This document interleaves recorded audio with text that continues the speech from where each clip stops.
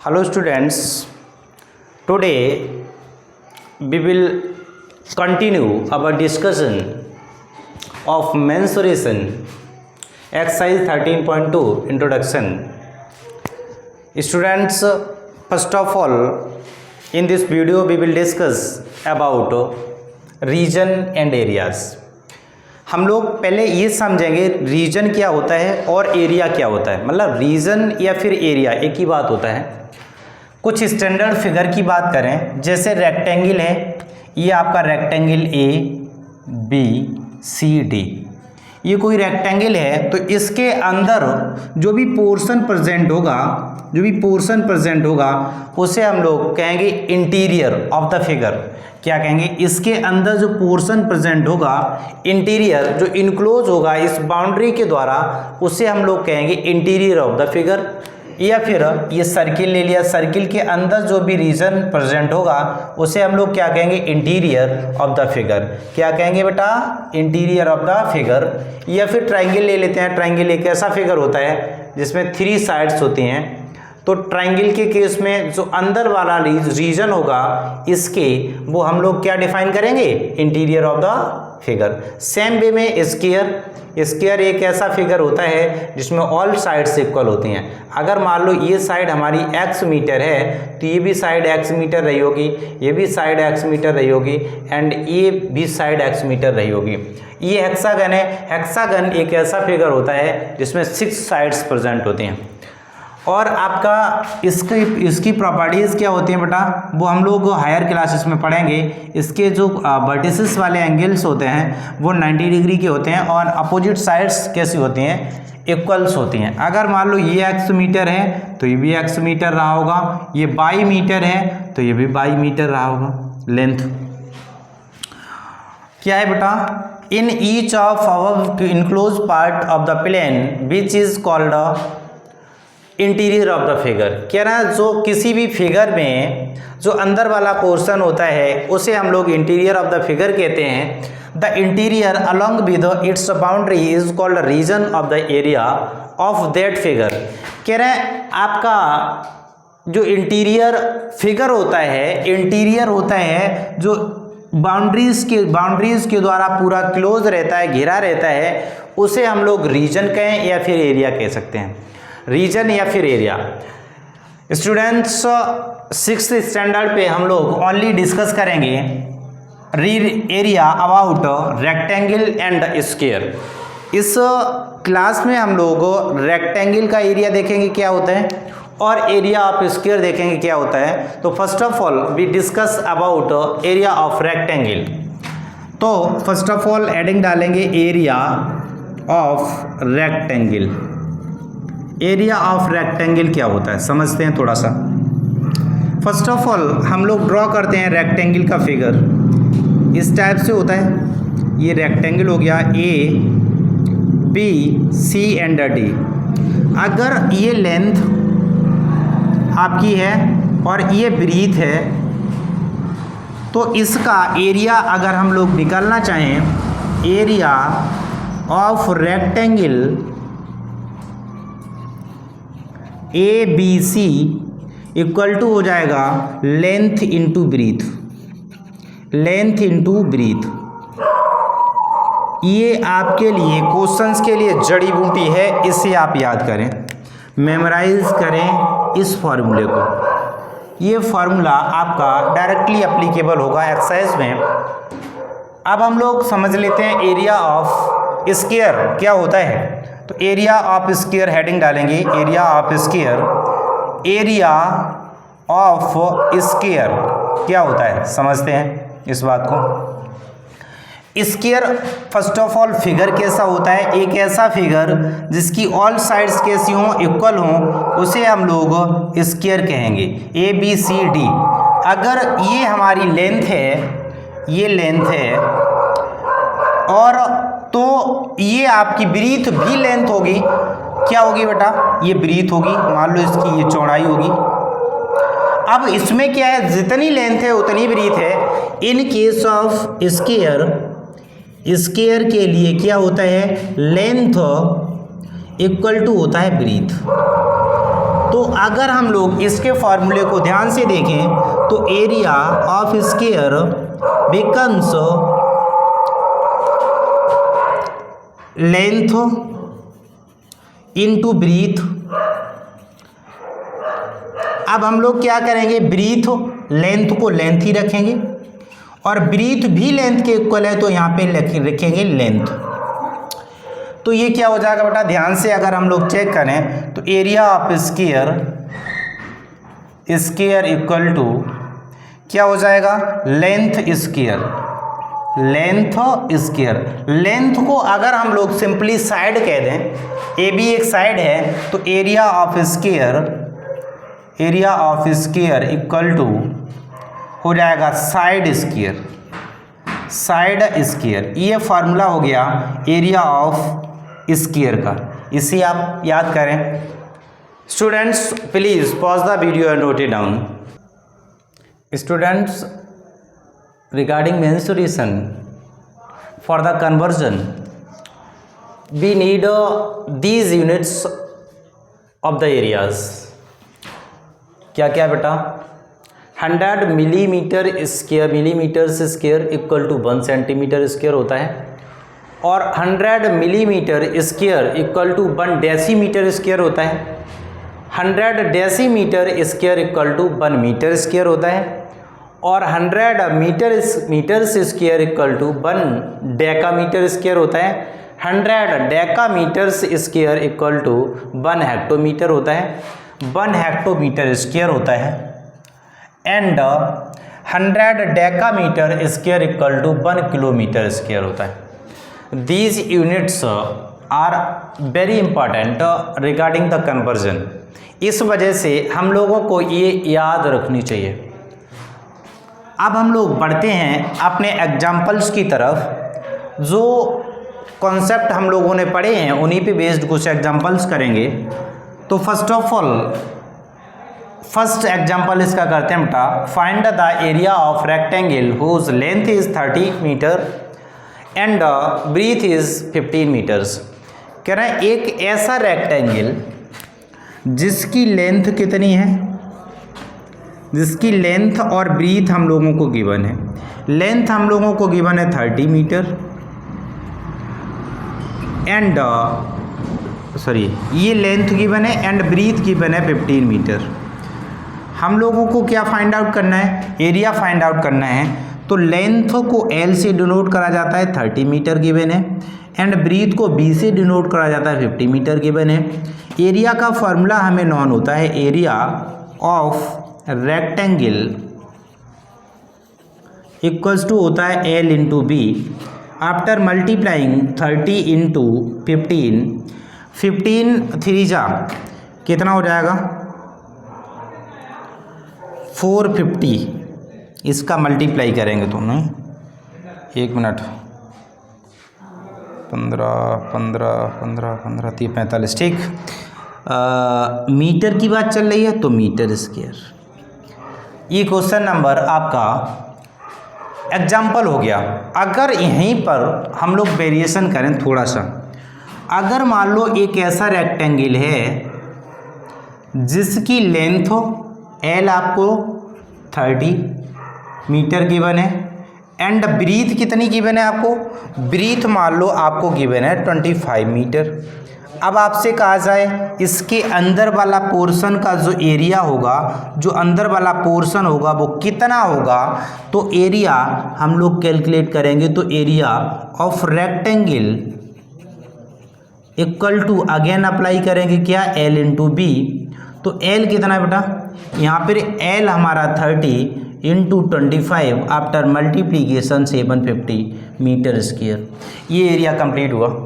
अब हम लोग देखते हैं, बढ़ते हैं अपने नेक्स्ट एग्जाम्पल की तरफ। स्टूडेंट्स अब हम लोग देखते हैं सेकेंड एग्जाम्पल। सेकेंड एग्जाम्पल में क्या है,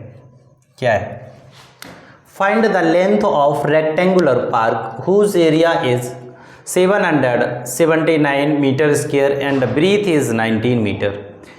कह रहे हैं एक रेक्टेंगुलर पार्क है, उसका एरिया हमें दिया है और ब्रीथ दी है तो लेंथ आपको फाइंड आउट करनी है, तो सिंपल सी बात है, हम एरिया वाला फार्मूला अप्लाई करेंगे। क्या क्या दिया है पहले हम लिख लेते हैं बेटा।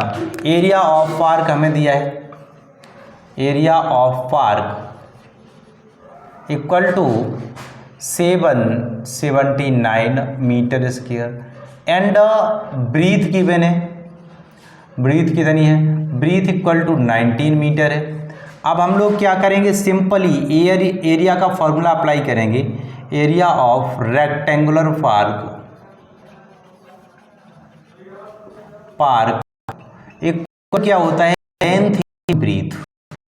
हम लोगों को 779 लेंथ गिवन है, लेंथ हम लोगों को गिवन है नहीं, लेंथ हम लोगों को फाइंड आउट करना है। ब्रीथ आपको 19 गिवन है, यहाँ से एल फाइंड कर सकते हैं 779/19। अगर हम लोग इसका कैंसिलेशन करें तो 41 टाइम्स कैंसिल हो जाएगा, 41 टाइम्स, तो 41 मीटर आपकी लेंथ आ गई। किसकी, रेक्टेंगुलर पार्क की जो लेंथ होगी वो 41 मीटर होगी। अब हम लोग बढ़ते हैं अपने नेक्स्ट एग्जाम्पल्स की तरफ। Students, this is third example of your text book.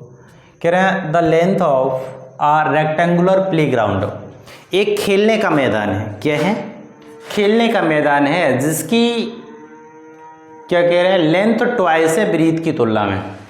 कह रहे हैं इफ द पेरीमीटर 300 है, जो पेरीमीटर है उसकी चारों तरफ की आपकी जो लंबाई है, लेंथ है, वो 300 मीटर है। फाइंड इट्स एरिया, कह रहे हैं तब एरिया बताओ। तो हम लोग क्या करेंगे, क्या लेंथ ट्वाइस है ब्रीथ की, तो ब्रीथ कंसीडर करेंगे x, ब्रीथ हम लोग मान लेंगे x। लेट सॉल्यूशन देखें, late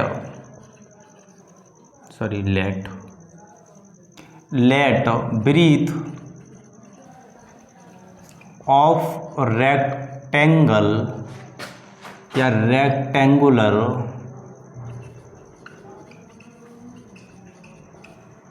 playground equal to x, then length, तब लेंथ ट्वाइस है तो 2x हो जाएगी, ट्वाइस है इस वजह से 2x हो जाएगी। अब हम लोग पेरीमीटर का फॉर्मूला लगाते हैं, perimeter of rectangle equal to होता 2 × L + B। एल हम लोगों को 2x गिवन है, लेंथ ऑफ ब्रीथ हो x गिवन है, और ये हम लोगों को गिवन है 300 इक्वल टू 2 × L का मतलब 2x और B का मतलब x। ये 5 टाइम्स कैंसिल, तो ये हो जाएगा 3x equal to 150, x equal to 150/3, 5 times cancel हो जाएगा। तो यहाँ से x की वैल्यू कितनी आ गई, 50, x की वैल्यू 50 मीटर आ गई। तो लेंथ हो क्यों, ब्रीथ आ गई हमारी, ब्रीथ कितनी आ गई बेटा, equal to 50 metre, and length इसकी 2 गुनी है, तो 50 × 2 कर देंगे, 100 मीटर हो जाएगी अकॉर्डिंग टू क्वेश्चन। अब हम लोगों को फाइंड आउट करना है एरिया ऑफ रेक्टेंगल। क्या होता है, रेक्टेंगुलर प्लेग्राउंड इक्वल टू होगा L × B। L कितना 100 और B कितना 50, तो इतना metre square, 5000 metre square area आ गया। अब हम लोग बढ़ते हैं अपने नेक्स्ट क्वेश्चन की तरफ, दैट इज एग्जाम्पल नंबर 4। क्या कह रहे हैं बेटा इसमें कह रहे हैं find the area of square whose sides is this. तो एरिया का फॉर्मूला होता है, एरिया ऑफ स्क्वायर हम लोग सब जानते हैं साइड स्क्वायर होता है। अगर आपने इंट्रो नहीं देखा तो first of all you should visit on intro, then come to this exercise intro, that is introduction of 13.2।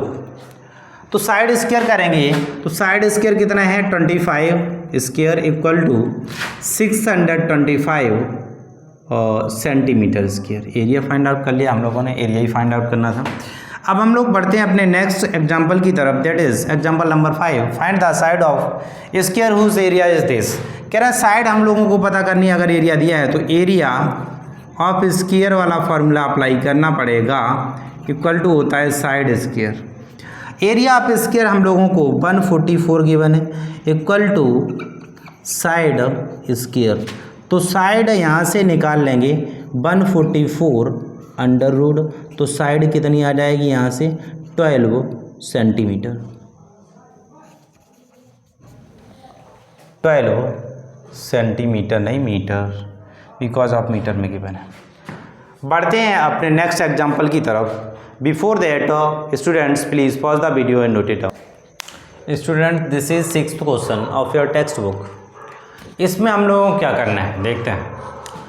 कह रहे हैं find the cost of rigging a rectangular field 70 metre long 25 metre wide. एक कमरा है जिसकी लंबाई 70 मीटर है और चौड़ाई 25 मीटर है, एट द रुपीज़ ऑफ पर स्क्वायर मीटर। पर स्क्वायर मीटर लिखा है ना, इसका मतलब कहीं ना कहीं एरिया निकाला गया होगा।